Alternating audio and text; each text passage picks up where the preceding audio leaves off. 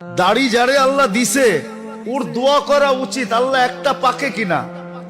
কেননা পাকলেই গুটি লাল, পাকলেই গুটি, বলবেন গুটি লাল কি করা?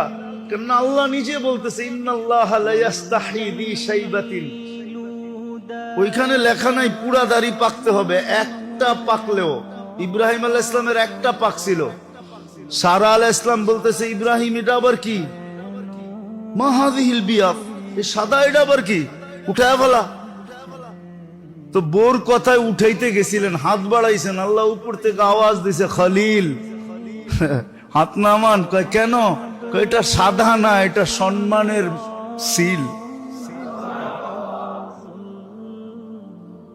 তোমাকে সম্মানিত করার চিহ্ন দিলাম, চিহ্ন সাদাটা সম্মানিতের চিহ্ন। তো যার দাড়ি উঠছে ও তো কাটবে দূরের কথা, ও তো সারাদিন খতম পড়াবে, একটা পাকে কিনা। যদি কয় পাকে কি জন্য, পাকলেই তো গুটি লাল, আল্লাহ লজ্জা করবে শাস্তি দিতে, আর কি দরকার?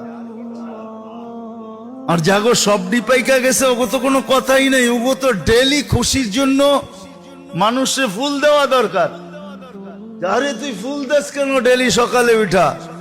আরে দাড়ি পাকছে, ফুল দিমু না তো কি দিমু?